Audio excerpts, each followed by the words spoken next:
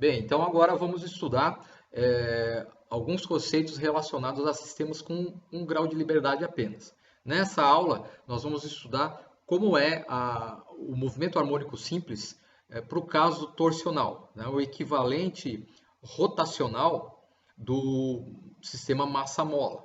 Tá? Então, nós vimos que num sistema massa-mola, você vai ter aí um movimento harmônico simples, determinado por uma equação diferencial. E no sistema massa-mola, a massa ela tem um grau de liberdade associado a uma translação. A massa translaciona entre um máximo e um mínimo. Tá? Agora vamos ver o caso rotacional, o caso torsional. Tá? Então, no sistema vibracional do tipo torsional, sem amortecimento, né? Então nós não vamos considerar amortecimento ainda. Tá? Nós vamos ter aí, né, uma certa massa, tá? Uma massa, e essa massa está presa aí a um elemento elástico, tá? Que no caso aqui eu desenhei aqui esse elemento elástico com essa espécie de barra aqui, né? Uma barra em azul aqui, e nós vamos imaginar que essa barra ela vai torcer. Eu vou executar uma torção dessa barra, tá?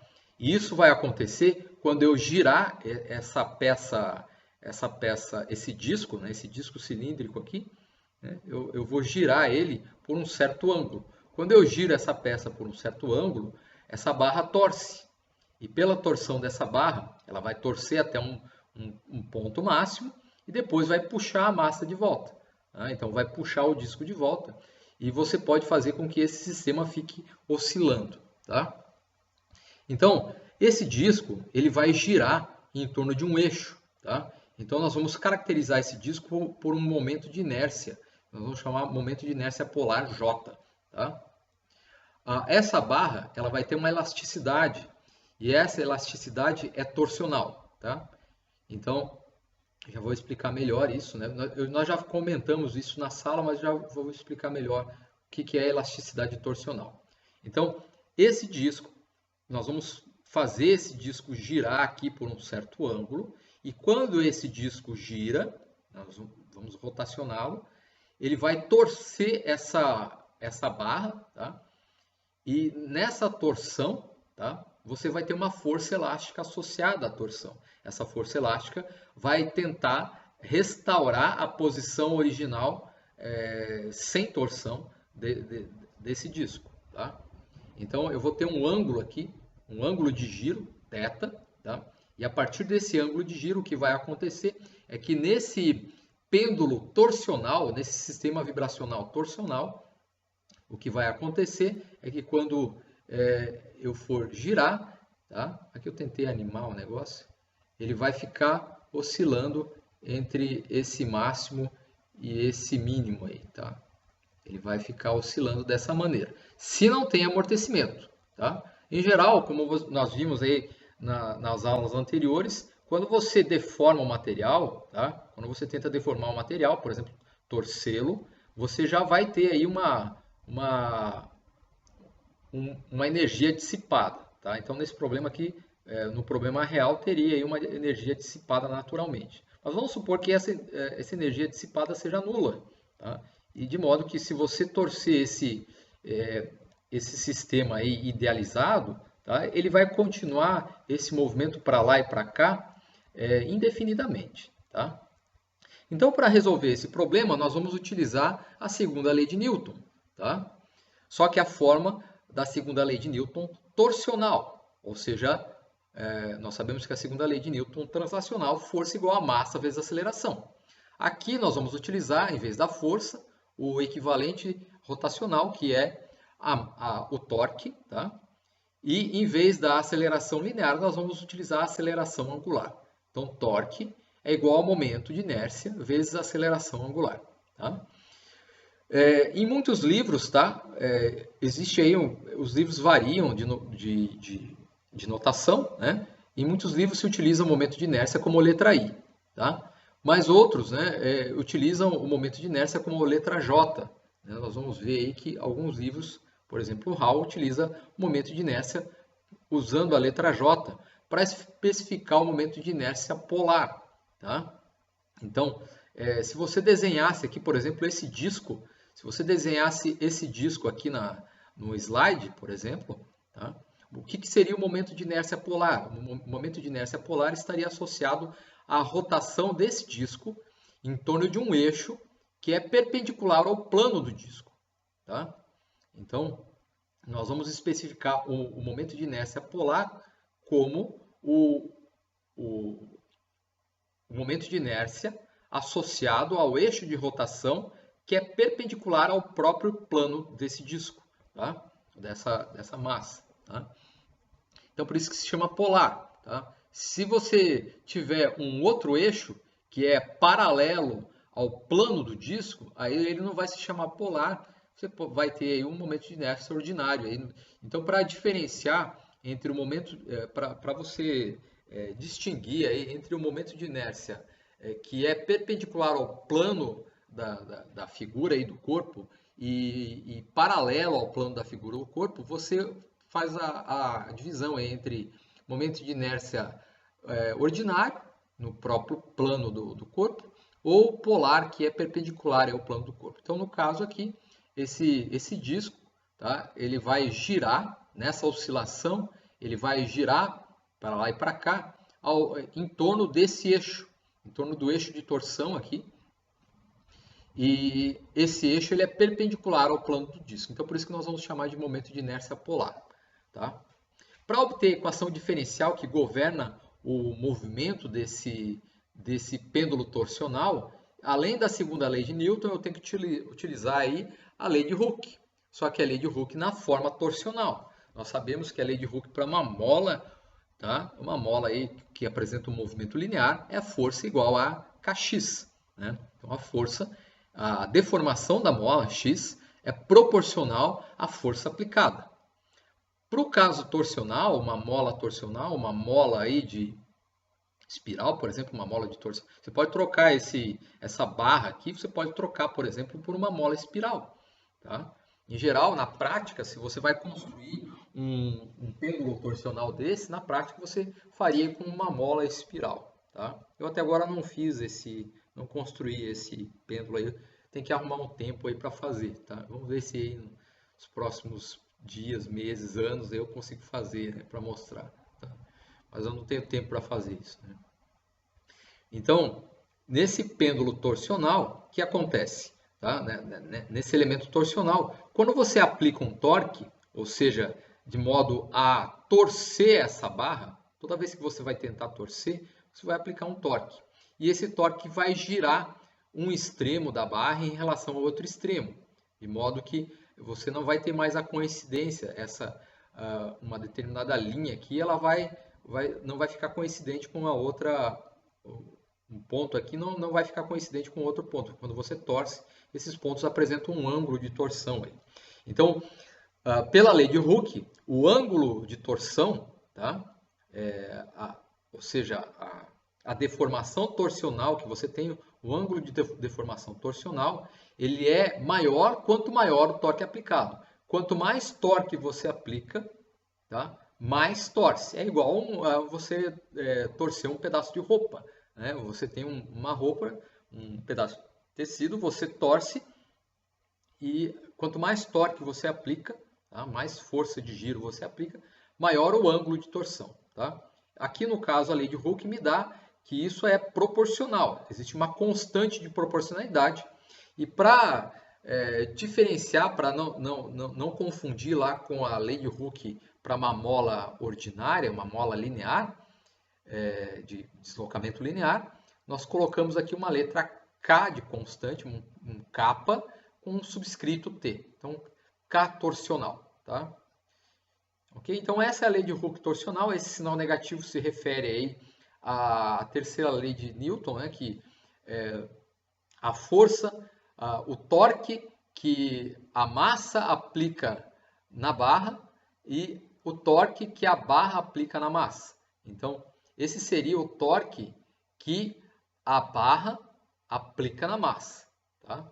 E o torque que a massa aplica na barra poderia considerar o sinal positivo aqui. Tá? Então, esse sinal aqui se refere à lei de Hooke. Então, esse é o torque que essa barra aplica nessa massa, né, nesse disco. Tá?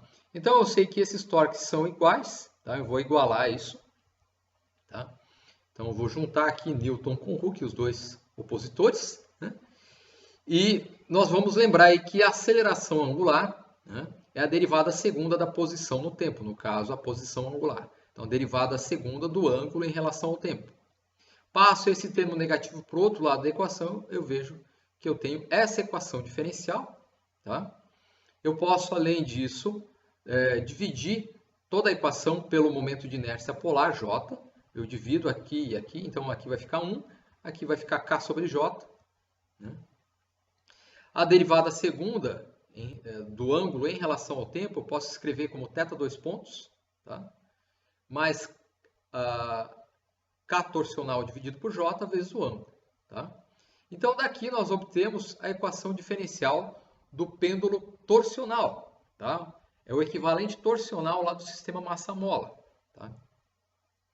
E essa equação é bem conhecida nossa, nós já vimos que essa equação, esse fator que aparece aqui, na verdade está associado à frequência ao quadrado, ômega ao quadrado.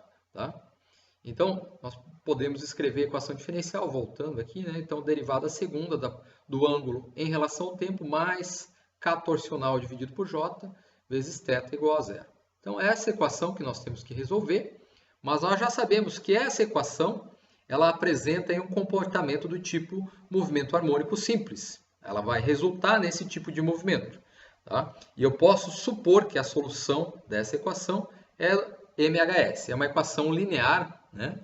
Não é igual àquela equação do pêndulo, por exemplo. A equação do pêndulo simples tinha um fator seno aqui. Tá? Ela é não linear. E aí nós fizemos aproximação de pequenas amplitudes, seno de θ aproximadamente θ, e transformamos a equação do pêndulo não linear para uma equação aproximadamente linear. Tá? Aqui ela já é linear diretamente, tá? Não precisa fazer isso. Né? Então, nós temos essa expressão. Agora vamos resolver essa equação. E como solução dessa equação, nós vamos supor aí uma tentativa, uma solução harmônica, um ansatz harmônico. Né? Então, nós vamos supor que essa função θ que resolve essa equação, ela é do tipo trigonométrico, uma função trigonométrica, uma amplitude angular, tá? θ0, tá? Vezes cosseno do ômega-t. Tá? Então, se você derivar essa solução tentativa em relação ao tempo, se eu derivar isso, a derivada do cosseno é menos seno. Tá? E quando você deriva esse cosseno, você vai ter que derivar esse fator aqui dentro em relação ao tempo, então vai cair um ômega lá na frente. Então, esse é o θ ponto, né? A derivada primeira do ângulo em relação ao tempo, que seria ali no problema, isso aqui seria a velocidade angular. Tá? Então, θ ponto é a velocidade angular, isso aqui é o deslocamento angular, velocidade angular, e se você derivar mais uma vez, nós vamos obter a aceleração angular. Então, derivada do seno é o cosseno. Tá? Quando eu derivo aqui dentro, vai aparecer mais um ômega que vai juntar com esse outro ômega, vai ficar ômega ao quadrado, esse é o sinal negativo, θ0 fica igual, nós temos essa aceleração angular. Então, essa aceleração angular é essa velocidade angular e esse deslocamento angular. Eu vou substituir esse fator e esse fator aqui na equação e nós vamos ter isso. E aí você percebe que esse termo θ0 cosseno de ômega-t, ele é comum a esse termo e a esse termo. Eu posso colocar em evidência, né, como nós já fizemos isso para o MHS, massa-mola. Aqui fica muito igual, muito parecido, né? E aí nós temos esse fator vezes esse fator igual a zero. Para que a equação diferencial ela seja verificada, ou seja, a soma desses dois termos seja igual a zero, ou esse termo é zero, ou esse termo é zero. Tá? Então, nós já vimos que quando esse termo é zero, tá? Significa que θ0 cosseno de ômega-t é zero. Isso significa que o próprio deslocamento angular é zero para qualquer instante de tempo. Então, essa é a chamada solução trivial. Outra vez, nós temos essa solução simples, que é a solução estática, quando o pêndulo torsional não está torcido, ele não está oscilando entre um ângulo máximo e um ângulo mínimo, mais θ0 e menos θ0. Veja que a função cosseno ela é uma função limitada no intervalo mais 1 e menos 1. Então, quando você tem o máximo, isso aqui é mais 1, então mais cosseno de θ0. E quando você tem o mínimo, o cosseno é menos 1. Então, você vai ter aqui menos θ0. Tá? Então, ele vai ficar oscilando. Nesse caso aqui, para que a equação diferencial seja verificada, se esse termo for zero, ela me dá uma solução. Então, isso daqui é uma solução, só que é a solução estática, a qual eu não estou interessado. Eu quero a solução que vibra, a solução vibracional. Então, para obter a solução vibracional, essa parte tem que ser zero. E quando essa parte é zero, né, nós vamos ter aí, eu vou passar esse termo por outro lado, ou ao contrário, ou esse termo por outro lado, nós vamos ter que ômega ao quadrado é kT sobre J. Tá? Então, considerando essa solução agora, passe esse termo para o outro lado, ômega ao quadrado é kT sobre J, ou seja, ômega é igual a raiz quadrada da constante torsional dividido aí pelo momento de inércia polar. Tá? A partir da frequência angular, eu posso calcular o período e a frequência linear, ou seja, ômega é igual a 2πf e ômega é igual a 2π sobre o período. Então, eu posso calcular esses fatores, como nós vamos fazer aqui. Então, essa é a frequência angular que tem que ser usada para que aquela função cosseno de ômega t, desculpe, θ0 cosseno de ômega t seja a solução. Então, a solução daquela equação, a solução vibracional da equação diferencial do pêndulo torsional é a amplitude angular θ0 cosseno de ômega t, né? Aqui você poderia colocar uma fase também se quisesse, né? Mas nós não colocamos de início, né? Então, θ0 cosseno de ômega t. Essa é a solução. Tá? Nós sabemos que além dessa solução do tipo cosseno, eu poderia ter considerado uma solução do tipo seno. θ0 seno de ômega t. E aí eu vou chegar também na mesma conclusão. Eu vou chegar nessa conclusão aqui, que a frequência angular é raiz de kT sobre J. Tá? Então essa é a solução vibracional. Uma delas, a outra seria seno. Né? Depois nós vamos considerar a soma das duas para produzir a solução geral. Tá? Então, a partir dessa frequência angular, tá, eu posso calcular o período de oscilação do pêndulo torsional. Então, eu sei que o período, né, 2π sobre o período é a frequência angular, ou seja, o período é 2π sobre ômega. Né? Mas aqui o ômega está no denominador, eu vou colocar essa raiz aqui, ela vai inverter, e nós vamos ter que o período do pêndulo torsional é 2π vezes a raiz, que vai inverter, J sobre kT. Tá? Então, muito parecido lá com o sistema massa-mola. Tá? No sistema massa-mola, nós tínhamos aqui T é igual a 2π raiz de m sobre k. Então, o equivalente torsional, você vai trocar a massa pelo momento de inércia. Tá? O elemento inercial massa, você vai usar aqui o momento de inércia polar. E nós vamos trocar a constante elástica, K, para o caso linear.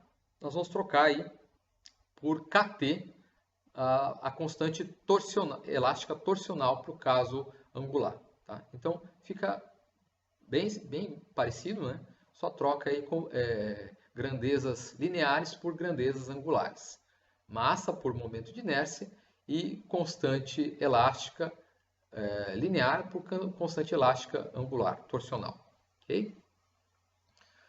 Bem, agora vamos considerar aí a solução geral dessa equação, que vai ser composta aí por um termo do tipo cosseno e outra do tipo seno. Lembre-se que a equação diferencial é de segunda ordem. Então, isso significa que ela vai ter duas soluções independentes. No caso aqui, nós fizemos uma solução cosseno, mas nós também poderíamos ter a outra, que é a seno. A solução geral é dada por uma combinação linear dessas soluções independentes. Então, nós vamos estabelecer aí que na solução geral dessa equação diferencial, essa solução geral, ela vai ter uma solução do tipo cosseno mais uma solução do tipo seno, com amplitudes aí que você vai combinar aí de acordo, né? Você vai ter uma solução onde parte da solução vibra em cosseno e parte da solução vibra em seno. Essas amplitudes me dão aí a proporção da combinação dessas soluções independentes aí, seno e cosseno. Tá? Bem, nesse problema nós podemos estabelecer, no problema do pêndulo torsional, nós podemos estabelecer que no instante t igual a zero, eu tenho um certo ângulo inicial, θ0. Tá? Ok? Então, as condições iniciais do problema significam que você vai estabelecer quais são as variáveis cinemáticas, as grandezas cinemáticas, posição e velocidade no instante inicial. Tá? Para a equação diferencial de segunda ordem, eu preciso de duas condições iniciais. No caso aqui, né, nós podemos fazer, por exemplo, a posição inicial e a velocidade inicial. A posição no instante t igual a zero e a velocidade no instante t igual a zero. Posição angular, né, e velocidade angular inicial. Tá? Então, nós vamos chamar de posição angular inicial, θ0, que vai ser a amplitude angular, como nós já vimos. Tá?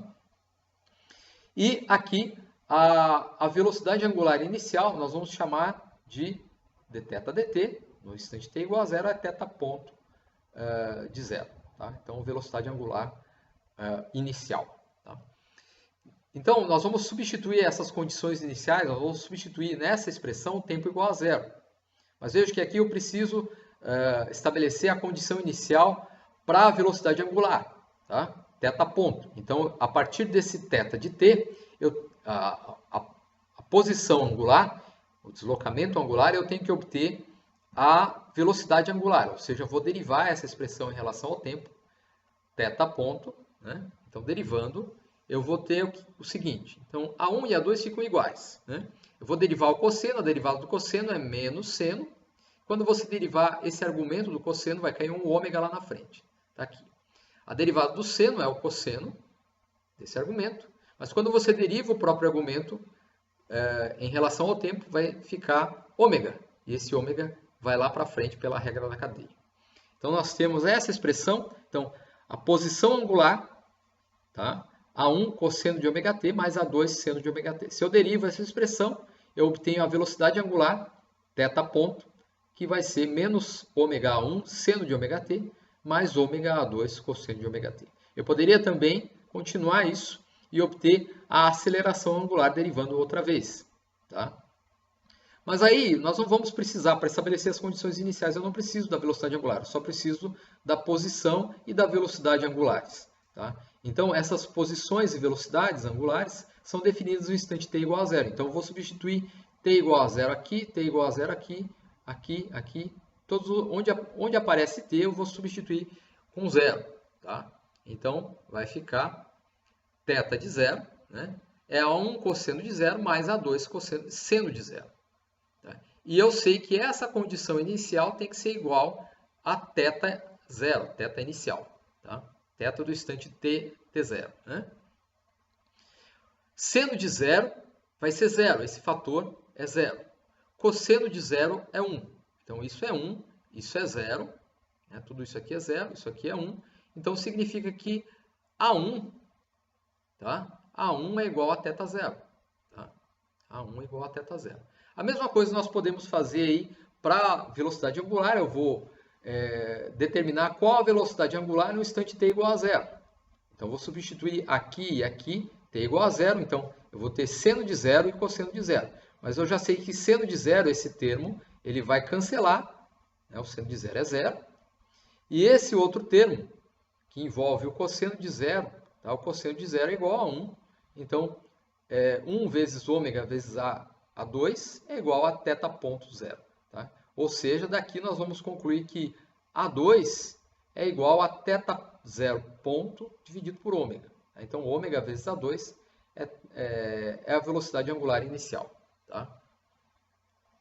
Então, essa condição eu obtive colocando zero na posição angular e essa condição eu obtive colocando zero na velocidade angular. Tá? Então, nós podemos substituir quem é esse A1 e esse A2 aqui nessa equação. Então, A1 é o próprio θ0. A2 é θ ponto zero dividido por ômega. vou substituir aqui. O ômega, como nós vimos, que vai ser solução da equação diferencial do pêndulo torsional, é a raiz, né, de Kt sobre J. Tá? Então, substituindo aí, então, θ0, que é o A1, tá? Cosseno de ômega-t, esse é o ômega, cosseno de ômega-t, mais A2. Quem é o A2? A2 é θ0 dividido por ômega, mas o ômega é raiz de Kt sobre J. Então, aqui, como o ômega vai ficar dividido, ele vai ficar invertido. Então, θ0 sobre ômega, né, vezes o seno do ômega-t. Então, essa é a solução geral aí, com as condições iniciais estabelecidas para o pêndulo torsional não amortecido, ok? Espero que vocês tenham entendido aí como é o caso angular, o equivalente angular do movimento harmônico simples, sistema massa-mola. Então, para o sistema torsional, tá, o pêndulo torsional, nós também obtemos aí um movimento harmônico simples, mas que ocorre de acordo com a variação de um ângulo, aí, a oscilação em torno aí de uma posição angular de equilíbrio. Tá? Ok? Então, terminamos por aqui.